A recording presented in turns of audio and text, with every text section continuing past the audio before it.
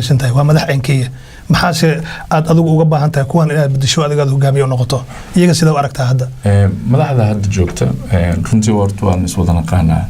وأنا ضد عن كور قبو أقوانتو يكتر بل صباح أصلاه بلنكي أي قاعدين يمشي شقة أي هيد إني جارت وقت عن هذا جوكنا وغيران أي كم تاعي قاب كدور شد أي ولد عطونته inay yihiin dad aan gaarin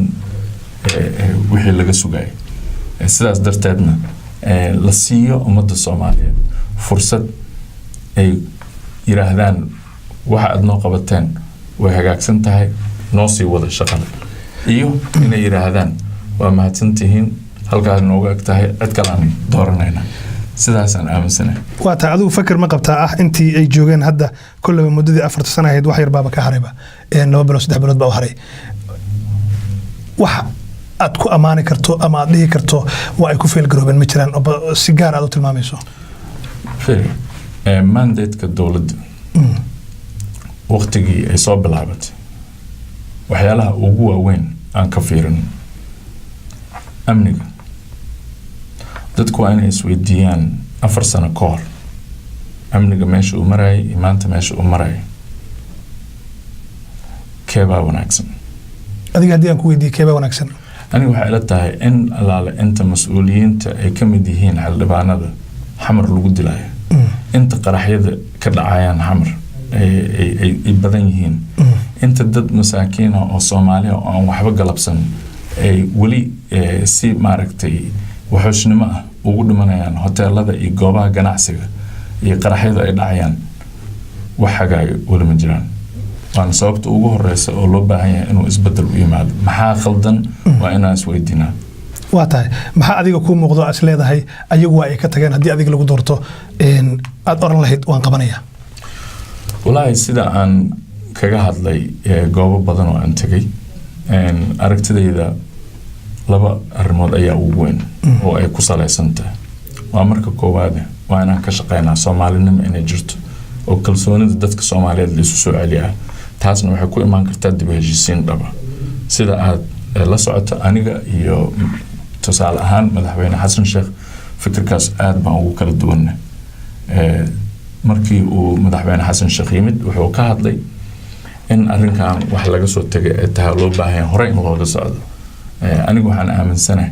inay tahay waxa ugu muhiimsan oo saameyn ku yeelan doona amnigeena iyo dhisidda dawlad xoogan labadaba inay tahay in la soo celiyo kalsoonida dadka Soomaalida ay isku qabaan taas oo ku imaan karta dib u heshiisiin dhab ah oo dib u heshiisiin qaran ah oo siyaasadda iyo ilaa heerka bulsho ay dadku soo calool baxaan oo kalsoonidaas la soo celiyo markay taas timaado waxa imaanaysa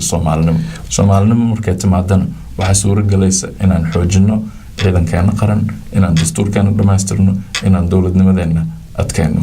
cid aan isku kalsooneen oo wax wada dhisan karta adduunka ma jirto waa tahay wixii dib u heshiisiin la soo maray oo Soomaalida la isugu keenay ilaa iyo xilligii wixii ka dambeeyay dagaaladii sokeeye Soomaaliya ka dhacay dib u heshiisiin baa lagu jiray kharash baa ku baxayay gobolka Soomaaliya gudaheeda waa la tagay dibadda waa la tagay ilaa hadda adigana waxaad leedahay dib u heshiisiin baa noo dhiman marka dib u heshiisiinta dhiman oo as leedahay alleelehe midda anaga ii muuqata waay tee waay maxaa laga heshiinayaa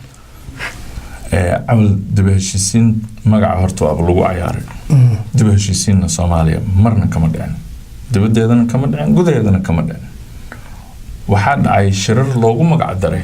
دبهشيسين لكن مركي مقوبها سلتقي حوق وحالة ساري سيدي دولة نمو صومالية أسوع علينا دولة نمو صومالية سي أسوع علينا مركي تمنى dadkii elite-ka ahaa ama madaxda ahaa ee awoodi kara inay goobaha isugu tagaan waxay bilaabeen inay qaybsadaan xilal shir kasta oo dib u heshiisiin waxa lagu soo dhisay dawlad marka waxay ku fiicnaan lahayd in shirarkaas loogu magac daro shirarka dib u soo dhisidda dawladnimada Soomaaliyeed ma ahayn mid Soomaaliya isugu keenay adiga fikirkaaga oo dib u heshiisiin ma ahayn waa tahay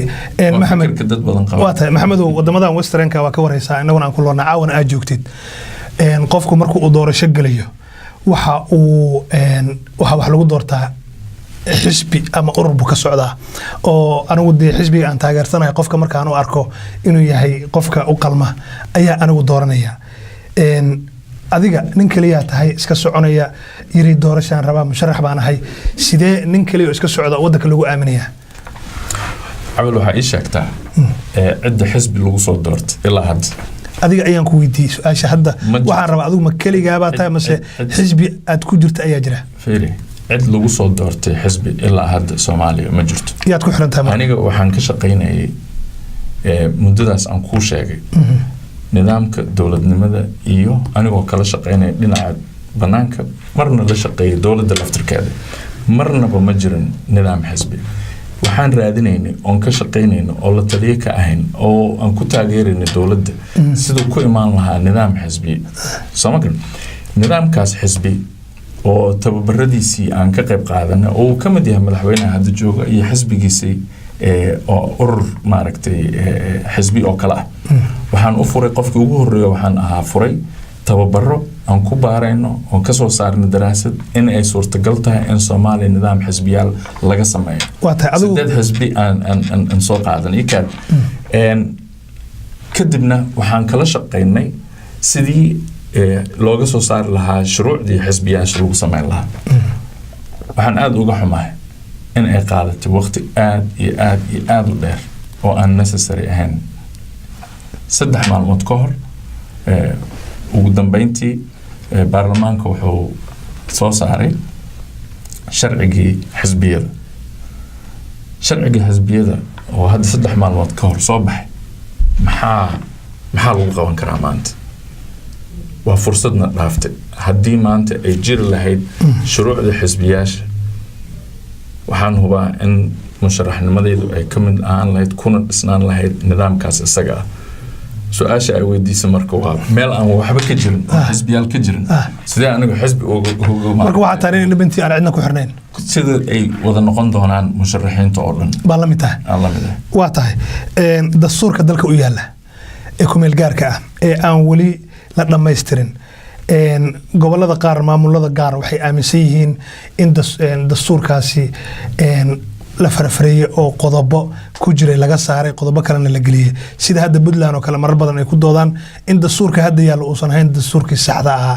arinta maxaad kala socotaa maxaad nooga bayaan kartaa ma jirtaa in dastuurka qodobo laga saaray ama qolo ay deeshay rabaan ka yeelan ma jirtaa arintaas dastuurka inkastoo aad xildhibaan ahayn laakiin haddana kolleyba dib wax rabtaa uun musharax un baa tahay dastuurkan ayaa lagu dooranaya absolutely waa sax wey dastuurka waxaa weli socota dib u eegista dastuurka weli waa mid socota baarlamaankana wuxuu leeyahay guddi ka mid ah baarlamaanka oo dib u eegista dastuurka shaqadiisu ay tahay marka ilaa iyo haddan aan caawa aan fadhino shaqadaas ayada ah weli waa mid socota marka haddii ay jirto wax specific oo aad leedahay halkaas maxaa laga bedelay inaan wax ka ogahay in kale marka oo ku sheegi karaa laakiin waxaan ogahay ilaa hadda in ay socoto shaqo socoto ku saabsan sidii dastuurkaas wax looga bedeli lahaa loo gaarsiin lahaa mid u diyaar ah afti dadweyne waa tahay wadamada dariska ah dadka qayb waxay aaminsan yihiin inay yihiin cadow qaybna waxay aaminsan yihiin wadamo darisa oo loo baahan yahay in lala samaysto xiriir siyaasadeed xiriir ganacsi xiriir saaxiibtinimo adigu wadamada dariska maxaad ka aaminsan tahay wadamada dariska ah Soomaaliya meesha ay ku taalo dadkeedu mid ay doorteen waa mid ilaahay maaragtay u gartay inay meeshan ku taalo waxaan leenahay wadan aad u qurux badan waxaan leenahay dad Soomaaliyeed oo adkaysi badan geesiin ah waxaan leenahay xeeb aad u dheer inta waa leenahay sidoo kale waxaan leenahay daris ayaguna sidaas oo kale ilaahay dhulkaas uu dajiyay uu maaragtay ku beeray halkaas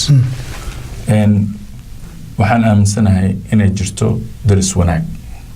ku salaysan is-ixtiraam iyo wax wada qabsi meesha aan wada degannahay oo darisku ku nahay waa dhul la wada yaqaan cimiladiisa waa dhul abaare ay ka dhacaan waa dhul haddii laga shaqeeyo sida dunida kale inteeda kale ay isugu timaado uga wada shaqeyso waxyaalaha wada saameeya ayna wada saameyn karaan. dhulkeenna mar buu wuxuu lahaa markaan yaraa waa garanayaa inay joogeen duurjoog badan oo leh libaax iyo maroodi iyo wax walba. wadan walbaba wadanku ku dhagan saameyn buu ku yeeshaa, ama ha noqoto populationka iyo dadka ku nool, ama ha noqoto xayawaanaadka ku nool, ama ha noqoto nabaad guurka. inaan ka wada shaqeyno waan aaminsanahay inaan ka wada shaqeyno amniga oo annagana ayaga aanan ku yeelan saameyn xun, ayagana aysan ugu yeelan saameyn oo aan is ixtiraamin. isla dowladaha dariska ah waxaa ka jooga dalka Soomaaliya gudihiisa ciidamo iyagu ay leeyihiin. Soomaaliyana weli ma helin ciidan qaran oo ka howlgala dhammaan guud ahaan dalka Soomaaliya gudihiisa. dowladdan hadda jirtana waxyaabihii lagu doortay inay qabato ayay ahayd. adiga haddii lagu doorto taladaada ma ku jirtaa ciidamadan shisheeye inaad dal ka saarto oo ciidamo qaran aad dhisto haddii Allah wadala ogolaado? horta ku faraxsanahay inaan isku soo dhacno hadda oo adiga laftirkaaga qaranayso inaysan suuro gelin wixii loogu talagalay inay qabsoomaan wax qarsoon ma aha, laakiin gaar ahaan amniga. su-aashaada waa su-aal saxa, important ah, u baahan si cad in looga jawaabo. waxaan aaminsanahay inaan dhisno ciidanka qaranka Soomaaliyeed lagana maarmo joogitaanka ciidamada shisheeye ee wadankeena ay ku joogaan. waxaan kaloo aaminsanahay intaas ay u dhacdo habraac leh oo maaragtay loogu talagalay si aan vacuum ama maaragtay banaani aysan u dhicin oo ay ciidamadaas ku baxaan qaab nidaam ah. laakiin waxaan aaminsanahay mar kale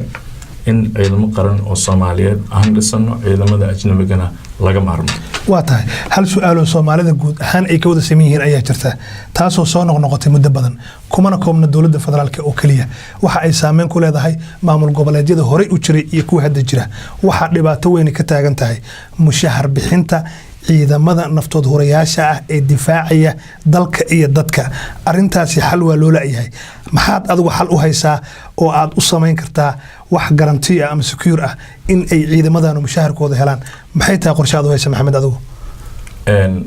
arrinkan aan mar kale ku celiyo, ciidamada Soomaaliyeed waa inaan ogaanaa inaysan jirin cid kale oo noo dhisi karta ciidankeena. waa inaan ogaanaa inaysan jirin cid noo midayn karta ciidamada Soomaaliyeed ee kala jooga gobolada kala duwan. sida kaliya aan uga shaqeyn karno taas waxay tahay inaan marka hore dhisno kalsoonida ummadda Soomaaliyeed ay isku qabaan si aan u dhisano ciidan qaran. waa tahay ugu dambeyn Somaliland ayaa waxa ay ku dhawaaqday in ay ka go'ayso Soomaaliya inteeda kale. maxaa adigu qorshe u haysaa? su-aashaas mar kale waxay ku noqonaysaa arrinta aan ka hadlo iyo waxyaalaha aan laga wada hadlin oo u baahan in inta la wada fariisto Soomaali si dhab ah uga wada hadasho. waa tahay ma aaminsantahay Somaliland inay dowlad madax bannaan noqoto hadday dhaheen war anagu Soomaaliya dibdib ugu soo noqon mayno? waxaa jira jid loo maro, uma malaynayo jidkaas in la maray. dowladda hadda joogta iyo dowladdii ku horeysayba waxay bilaabeen wada hadallo u dhaxeeya Somaliland iyo dowladda joogta Soomaaliya. anigoo aanan ka warhayn waxyaalaha lagu wada hadlay iyo meelaha ay marayso wada hadalkaas hadalada kama hor dhacaya. waa tahay Maxamed, aad iyo aad baad u mahadsantahay. waxaan ku siinayaa fursad 1 daqiiqo ah oo aad kula hadasho ummadda Soomaaliyeed ee maanta ka daawanaysa Somali Cable TV iyo Somali TV of Minnesota. aad u mahadsantahay. ummadda Soomaaliyeed waxaan leeyahay waxaa la joogaa maanta in allaale intii garanaysa fahmi karta in wadankeenu u baahan yahay inuu isbedel dhab ah ka dhaco inaan u istaagno, in qof walba uu ka qayb qaato inuu isbedelkaas yimaado. wax aanan ka shaqayn oo aanan annaga aan raadin iskama imaanayso. Soomaaliya waxyaalaha aan ku arkay oo dadku ay aan arkay waxa weeye wadankeenu waa xornimo wuxuu qaatay 1960kii, laakiin waxaa naga dhuntay gobonnimada iyo xornimada. anigu waxay ii kala yihiin laba arrimood. mid waxa weeye marka aad xor baad tahay meesha rabtaad mari kartaa waa socon kartaa laakiin markaadan ciidankaaga mushaar siin karin shaqaalahaaga dowladda aadan mushaar siin karin xuduudahaaga aadan control karin dadkaaga aadan daryeeli karin gobonnimada aad sheeganaysaa